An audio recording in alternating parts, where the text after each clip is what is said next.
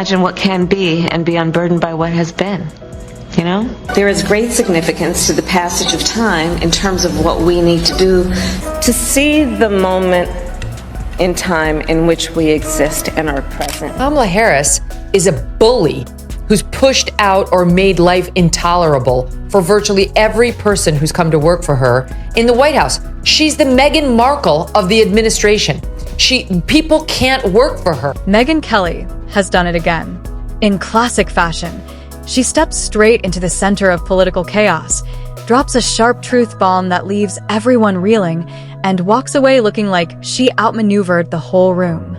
This time, her focus is on Kamala Harris. And let's just say it's not the vice president's best moment. From the awkward laughs to the verbal gymnastics, Megyn comes armed with wit, receipts, and absolutely no patience for nonsense. Buckle up, because this critique hits harder than one of Kamala's notorious word salads. And yes, it's just as chaotic as it sounds. Kamala Harris, who decided to pop up this week at the Leading Women Defined, what a terrible name for a summit, the Leading Women Defined Summit in California, and had this to say, SOT 26. Each day in these last few months in our country, and it understandably creates a great sense of... Kamala Harris, dumb as ever. I mean, she looks drunk to me. She always I don't want to I don't want to throw around any crazy charges here, but that's... Before we go any further, make sure to hit that like button and subscribe. Trust me, you definitely don't want to miss what's coming next. Kamala Harris is having her moment in the sun. I heard you guys talking about this on your show. And she's in a great mood, and she actually has reason to be. Her books are selling fast, like wildfire. 350,000 copies sold so far, which is actually really good. I actually can't wait to see when she hits the New York Times bestseller list if she has the little asterisk next to her number, which not everybody knows means that you used bulk sales. Because let's be honest, someone had to finally say what everyone else was thinking. The vice president has practically turned word salad into a full-time profession, and Megyn wasn't about to let that slide. She didn't just show up with a shovel. She rolled in with a full-blown excavator.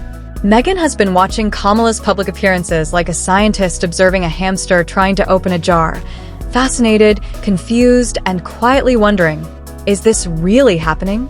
Do it. She cannot do it. She's desperately trying to be Oprah, and she can't be Oprah. And as it turns out, Oprah is kind of a psychopath. I'm going to do a piece on this at some point. Honestly, we were raised by wolves, those of us who watch that show religiously. I figured it out at 54. In any event, Kamala Harris is not even as good as the fake Oprah, never mind the real one. And I don't know, you guys. You seem to be very bullish on her newfound confidence and think that this sales number is going to encourage her to actually run again. I mean, I'll start with you on that, Andrew. Do you believe that? Every time Kamala opens her mouth, an English teacher somewhere quietly weeps into a red pen. The moment Megyn Kelly stepped in, it was like someone flipped on the lights at the end of a strange party. The music stopped, the laughter froze, and there stood Kamala clutching a metaphorical martini glass filled with tangled metaphors, half-formed thoughts, and motivational fluff. It was one of those scenes that makes you wonder how anyone is still applauding, or if they even remember why they started in the first place. Back to me. If we could just bring it back to me. I was the first here, and the first there. I was the second there, but then I was the third, then I was the first, and then I almost became the first this, but I was like, this is how leftists think. It's like, I would be humiliated. I really would. If I were Kamala Harris, I'd be like, look, there was a time in this country when that was at the forefront of people's minds. We're past that time. Look at my stellar resume. Thanks to this great country, I've achieved all. No, she can't do it. I was first, then second, then I was first again, then I was. Megyn didn't hold back. She said what millions have been thinking but were too polite to say out loud. This isn't wisdom, it's whiplash. Kamala has a rare talent. While most politicians try to connect through ideas, she connects through confusion. She starts a sentence like a rocket launch, but halfway up the rocket suddenly panics, forgets its mission, and starts spinning in circles. It's like watching a GPS argue with itself. Turn left.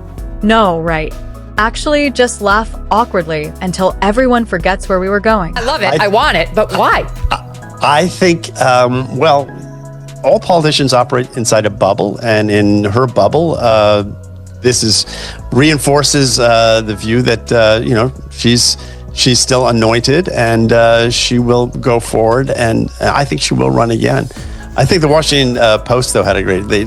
They said her book tour is even less compelling than her campaign. I think sort of describes it. It's been a shock to me. I will say this.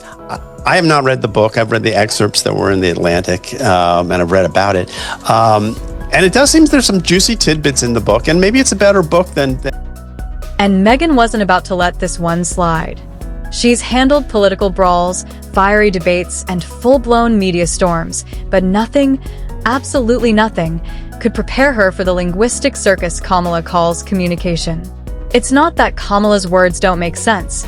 They just make the wrong kind of sense, like poetry written by a confused Roomba. Every time Kamala speaks, the internet braces for impact. Clips blow up instantly. TikTok fills with edits, and memes spread like wildfire. Even Elon Musk is probably somewhere sighing. Realizing he'll have to mute yet another parody bot, Kamala has perfected the art of sounding profound while saying absolutely nothing. We must work together to work together, because working together works best when we work together. Megyn didn't even need to roll her eyes. She simply cut through the chaos with surgical precision, turning the moment into a live comedy masterclass. As you know by this point, is how she handled it in her debate with a very polite, though appropriately interruptive, Mike Pence. I mean, it's a debate, so you're allowed here and there to say, I don't think so, or yo, that's not right. That's appropriate debate behavior, but not to Kamala Harris, who wants you to know when she's speaking. Mr. Vice President, I'm speaking. I'm speaking. Mr. Vice President, I'm speaking. And the wildest part is that Kamala doesn't even seem to notice. She steps up to the podium, flashes that confident smile, and launches into another speech that sounds like an AI desperately trying to sound human. Megyn compared her to a motivational speaker stuck in a feedback loop, always promising progress while explaining absolutely nothing. It's like Kamala learned politics from fortune cookies arguing with each other. The strangest thing, Megyn noted, is how the media keeps pretending it's brilliance. Every time Kamala says something indecipherable, a panel of pundits nods as if they've just heard Plato reborn. She's redefining leadership, they insist, while Megyn sits there wondering if anyone in the room still speaks English. Megyn called it the Kamala paradox. The more she talks, the less sense she makes. Yet somehow, people keep listening, hoping one day it'll all finally click, but it never does. Get back to Kamala, because she went on The View this morning, and it's amazing. It's amazing. You know, like, leftists are going to leftist. Here is SOT 52. A lot of people, I'm included, and President Biden also, think that a lot of it is about racism and sexism, and those are the reasons that you really lost, not because of the time thing. What do you say to that? Do you think this country will ever elect a woman president? In my lifetime, probably not. I beg to differ, I believe. Then came the knockout moment. Megyn compared Kamala's leadership to a GPS that refuses to admit it's lost, cheerfully announcing recalculating right before guiding you straight into a river. Meanwhile, Kamala smiles, waves, and insists everything is going perfectly. America, she implies, just needs to believe harder. It's almost impressive how she's mastered the art of saying absolutely nothing with absolute confidence. Her speeches sound like TED Talks written during a caffeine overdose, polished, dramatic, and completely hollow once you actually pay attention. Megyn exposed how the administration seems terrified to let her speak without supervision. Every appearance feels less like diplomacy and more like crisis management. The world watches on, politely baffled, as she explains root causes like a life coach who wandered into the wrong seminar, and with trademark precision, Megyn delivered the final punch. If anyone else communicated like this, would they still have a job? I gave her the benefit of the doubt. I did not think she was an idiot. I now think she's a moron. She's not that smart. Forgive me, I'm still one of those people who gets wooed by titles. I'm like, she was the Attorney General of the state of California. You know, like, how dumb could she be? Like, dumb. The answer is very, very dumb is the answer. And I've come to that conclusion just with my own eyes and ears from watching and listening to her. She cannot put two sentences together. I mean, the old man is actually losing his mental faculties. And then Megyn went straight for the jugular, Kamala's infamous laugh. That unpredictable giggle that starts out nervous and ends like a full system reboot. It's become her trademark, part coping mechanism, part escape hatch for sentences that have completely lost control. Megyn pointed out that no world leader should sound like they're laughing their way out of detention. That laugh has done the impossible. It's united both sides of the political aisle, not in agreement, but in pure disbelief. Translators have probably quit mid-sentence trying to decipher her press conferences. Megyn compared her delivery to modern art. Everyone insists it's profound, but all you see is chaos. Maybe, Megyn joked, there's simply nothing to get. Kamala's speeches are like jazz, confusing, offbeat, and somehow still ending in applause. Megyn even noted how her approval ratings are falling faster than her recycled metaphors, turning every attempt to repair her image into yet another viral episode of, what did she just say? Whenever she does speak, it's so cringy. That remark about, what's next, I'm going to walk up these stairs, is so telling. She's so dumb. She's just not clever. And this is yet another example that's making the rounds today. It's a flashback from just April, not that long ago, when she was asked by Spectrum News what it would do to race relations if Trump repeals some of these DEI policies that she and Joe Biden have infiltrated the entire government with. I think it's really important that we as Americans always embrace our history, the parts that we're proud of and the parts. Then Megyn tackled the 2024 elephant in the room, Kamala's rumored presidential ambitions. The thought of her leading the ticket, Megyn said, is like watching someone enter a spelling bee without knowing how the alphabet works. She couldn't resist imagining the campaign slogans. Hope, progress, and word salad practically writes itself. Kamala's speeches always sound like she's unveiling some monumental revelation, yet the only surprise is that she has no idea what she's actually saying. She uses pauses the way magicians use smoke, to distract from the disappearing act. And still, she radiates confidence, insisting everything is perfect, like someone bragging about finishing a race they never even started. The irony, Megyn added, is that Kamala could have been likable.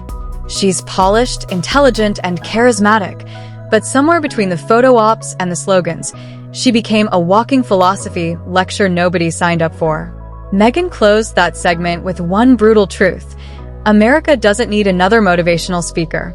It needs someone who can actually finish a sentence that matters. And it concerns me because that's all we have in line on the Democratic side. And as Trump's numbers continue to go up and up and up, and I realize some of the polls are showing him beating Joe Biden now in a hypothetical matchup, he's still very vulnerable. He did not win in 2020, and it looks like it's going to be the same matchup. And honestly, Joe Biden's knocking on, the Grim Reaper's door, and she could be the president of the United States in the next 6 years by default, if things go, in a dark and upsetting way. At this rate, Megyn warned, Kamala's legacy might end up making people nostalgic for silence. She made a brutal observation. Kamala isn't underestimated. She's overestimated by people too afraid to admit she's drowning in her own speeches. The longer everyone pretends her words make sense, the more it feels like the whole country is part of some bizarre group illusion. Every time Kamala trends online, the internet braces for another clip of pure confusion. And there's Megyn, calmly sipping her coffee, watching it all unfold like a live sitcom. She's not mocking for sport. She's diagnosing a national problem built on nervous laughter and circular sentences. Megyn doesn't need shouting or theatrics. Her calm, razor-sharp precision strips away Kamala's image faster than her approval ratings. While Kamala keeps smiling through her word mazes, Megyn proves that not everyone is fooled. And while the media calls it depth, Megyn has already moved on, shaking her head and wondering how long the world can keep pretending the emperor is fully clothed. Harris, let's face it, was a DEI hire as vice president and would have been a DEI hire had we voted her in as president. She was just out in Australia, as an aside, this week because some real estate conference hired her to speak. She's represented by CAA here in America, one of the biggest agencies out there. And they're apparently having trouble finding jobs for her domestically because they had to ship her halfway around the world in order to get a paid gig. And I just want the audience to know, this is how she sounds. This is what they paid, I don't know how much for. She sounds just like Meanwhile, Kamala continues her worldwide tour of confusion, waving, laughing, and explaining the meaning of the moment for what feels like the 100th time. Her team claps, the headlines spin, and somewhere, Megyn Kelly just smiles knowingly. Once you've seen through the fog, you can't unsee it. One woman armed with logic, the other armed with slogans, clarity versus chaos, and it's not even a competition. Slowly, people start connecting the dots. Her endless speeches about possibilities sound less like leadership and more like a motivational podcast gone off the rails. You can almost picture her staff scrambling behind the scenes, desperately trying to decode her sentences like translators in the United Nations of confusion. Meanwhile, Megyn just watches, quietly amused. No yelling, no theatrics, just that subtle, knowing smirk that says, "Here we go again." I am a woman. I have a daughter. I hate the fact that there's been no female presidents. I really do. I hate the fact that when you take out your little placemat, when your kids are learning the presidents, there's no female face on there, and then you have to explain why. It's effed up. I would love to see a female president, like a Margaret Thatcher type, somebody who's strong and serious and sober and respected. This ain't it. I am telling you, America is not going to elect this Nimrod as its first female president. I trust in them too much for that. They're not that dumb, and they're not that. She just smirks because, at this point, Kamala's predictability is almost comforting. You already know what's coming. An opening line that sounds profound, a dramatic pause, and a closing thought that says absolutely nothing. It's practically performance art. Now, her rhythm has become her signature. Start strong, spiral into confusion, and finish with that unmistakable laugh that echoes like an alarm clock nobody set. The audience claps out of habit, and Kamala beams, blissfully unaware she's become her own punchline.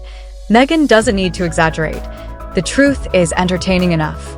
Every clip feels like a mix of energy and confusion, like she's explaining the obvious to invisible students.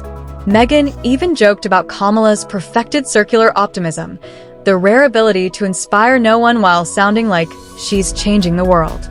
It's a real talent, talking for 10 minutes and leaving everyone knowing less than before. Lost because of Kamala. That is the subject of today's show. You know, I really thought that someone on the left would write this.